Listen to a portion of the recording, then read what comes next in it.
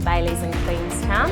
I'd like to introduce Fraser and Mackenzie from Reid Homes. Yeah. Thanks for joining us. Thanks for having us. We're lucky enough to be shooting this video today at the beautiful Reid show home out here at Hanley's farm. It's just stunning.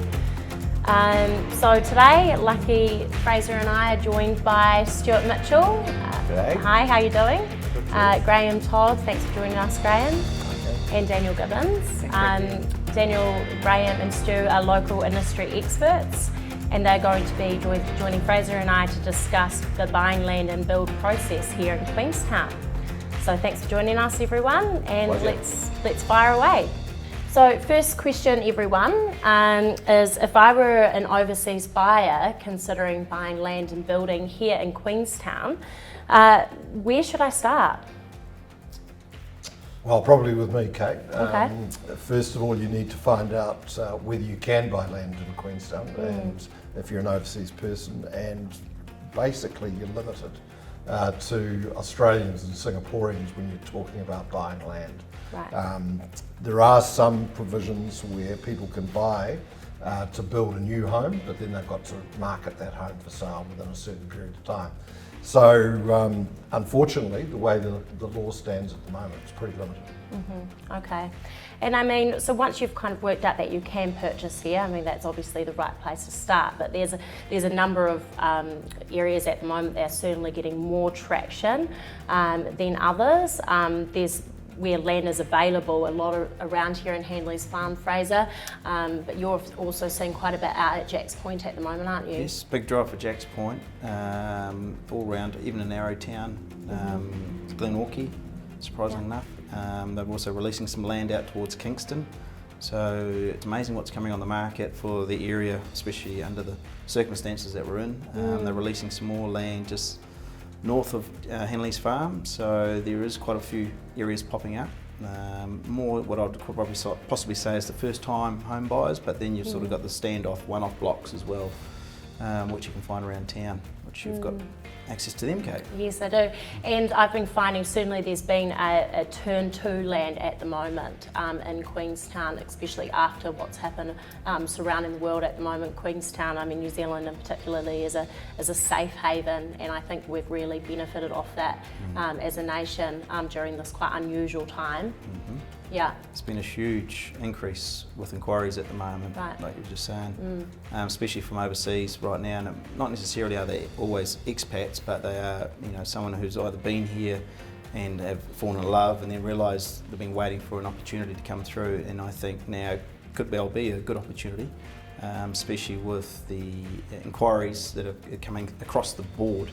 And there is people hungry looking for work at the moment, so it's I would almost say the stars are almost aligning with that opportunity, because Queenstown does get too busy sometimes, makes it very challenging, especially when there's too much work on. People don't really know where they're going, it's just too crazy, but this time now I feel that there's a lot of good tradies that are available for work at the moment, so it is a good opportunity. Great. I mean, and obviously a good place to start is with your solicitor and also having an agent, which is a bit of a point of contact, but Reid Homes will also get involved in the early stages? Yeah, probably that's a really good question there, Kate, because why it's a good question is we get a lot of people come to us after they've possibly purchased a section and that either they've got a budget in mind or a cost in mind that they want to build to. However, if you're building on a slopey section, the cost of building does go up, and if you're building two-storey, it does go up as well. So those little things you want to take in consideration. So sometimes it might not necessarily be the cheapest section is a good section. So if you're buying a slopey 45-degree rock face and it's a cheap section, it sounds cheap, it's for a reason. And the cost of the build could be, just for the excavation, could be 100 to 200 to 300, depending on what it is to get out of the ground. So I always look at it, so, however, if you do see another section, it might be a little bit more expensive, but it's a better positioning, easier sort of building conditions, you could say.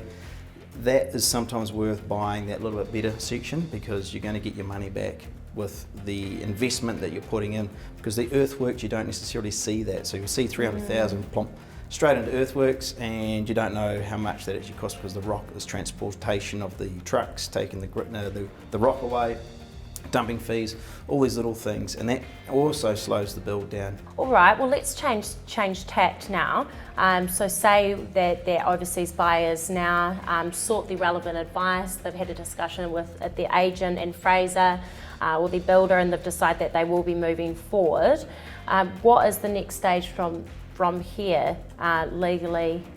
Is there a process that they need to start from this point, Greime? Yeah, generally it's a pretty straightforward process in New Zealand buying land or buying property. We all use a standard form agreement for sale and purchase.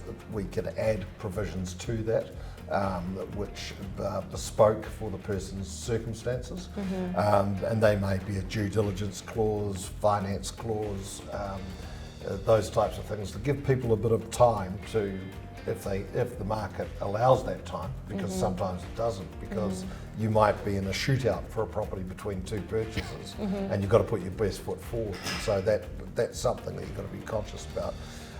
But go through that due diligence, get a land information memorandum, get the title searched, talk to a builder, and then probably the next person you're going to want to talk to is Stewart, as far as arranging finance. Okay, well why don't we go Perfect from timing. there? So I guess the first question I want to know is title issued? Because in Queenstown there's a lot of developments and sections that could be 12 months plus pending title. So the reason why that's important for me is that a bank will not issue finance and approve it if it's beyond 12 months before title is issued. And I would also say that given this post-COVID environment, especially for overseas, they probably don't want to do it 12 months out because things change so much. And even if we get finance in place 12 months out, every 90 days we reapply and update that finance. So I would be suggesting if title is not issued, you'd be talking to Greime about what's the risks here. We can't get finance in place. We've got to wait 6 months out. And Greime, from your perspective, given this post-COVID environment, are you finding clauses in contracts to protect clients on a COVID environment? Yeah, what we're doing mainly around settlement, but also we are very conscious of the fact that in terms of banks, they are reviewing on a regular basis that person's ability to be able to service the loan, and also reviewing valuations and things like that as well. And that's something that purchasers need to be aware of, that you may be able to get finance on day one, but that finance may not now be available on settlement, which may be, like you point out, 12 to 18 months down the track. Yeah, so that's something you've got to be mindful of. It's a calculated risk. What we can do is, if title is quite further down the line, we do what we call a fact find, loan profiler, and we'll assess, look, based on today's policies and where you sit, this is how this looks and whether it works or not. And then we can say, look, this looks pretty comfortable. You can feel relatively comfortable. If nothing changes, you'll be okay. But if it's pretty tight, we make the client aware of that. Then they make a calculated decision as to whether they wish to proceed, or do they have a plan B where they've got alternative funding in the country they live, for example. So that's assuming title isn't issued. If title is issued, then we can do a full due diligence on not only where you are today, but highlighting to the client that, look, these are the things you must consider. So being financially strong in itself is not simply good enough. Banks, again, employed, self-employed. Now this is important to realise, is that you can be self-employed and earn fantastic money, but some banks' policies will not look at you if you are self-employed. Ridiculous, I know, but it is what it is. Income perspective, so the banks do expect stronger income with overseas investors, usually because what they'll do is they'll scale back that overseas income, net income, between 10 and 40%.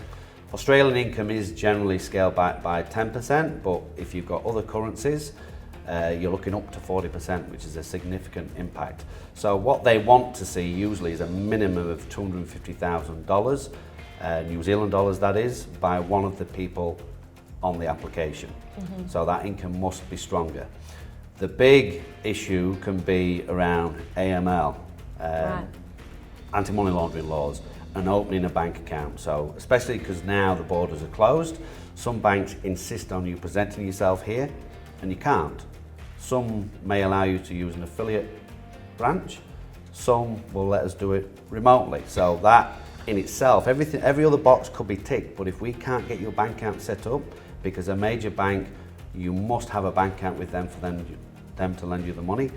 could be the tipping point. So by having that chat with us at the initial outset, you can understand, right, is this viable? Is it something, worst case, I have to wait until I actually can arrive to the country to set up a bank account? Okay, and Daniel, do you have anything to add here? I mean, there must be some tax advice that's certainly probably quite relevant at this point in the process. Yeah, I think the biggest thing we sort of like to do at this stage is just understand why you're buying the property, because I suppose my mind is always thinking, okay, what's going to happen down the line? What's your end point? It's always, is it an exit discussion? Are you going to rent it out?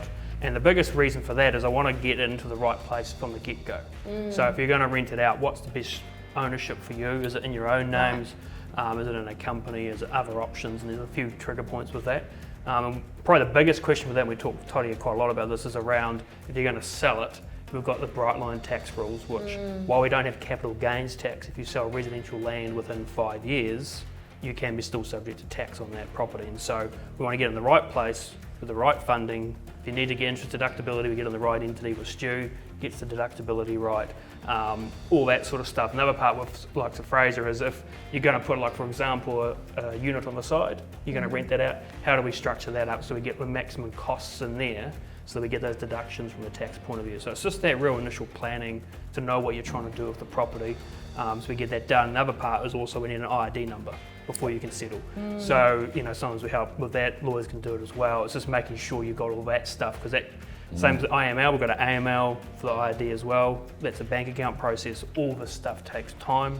So it's just that real basic planning to make sure we've got that right. Yeah, I think what you're hearing is that it's very much a team situation. You need a team of advisors around you. Yes, yeah. And you need ones that have got experience, basically. Definitely. And you know, just mention about the entities, you know, from a lending perspective, it doesn't particularly matter, but we just need to know. So if it's a trust, we get a trust deed and names and addresses and date of birth of all the trustees. For a limited company, we need a registration number, so it doesn't particularly matter, but we will need to tick those boxes. Yeah, and I mean, it's often at this point as well that your builder, particularly at David Reid Homes, can jump in as well and assist a bit more throughout the due diligence process. I mean, Fraser, you've been living here a long time, you know the area. That helps. Yeah, definitely. Yeah. Location is so important, especially for your design, because if you haven't lived in New Zealand, we actually live here, you try to build towards the sun. And I know if you're in Australia or somewhere else, you may be trying to build the opposite way because you don't want the sun in the house. Very good point, yeah. The other thing you've got to take in consideration is the wind.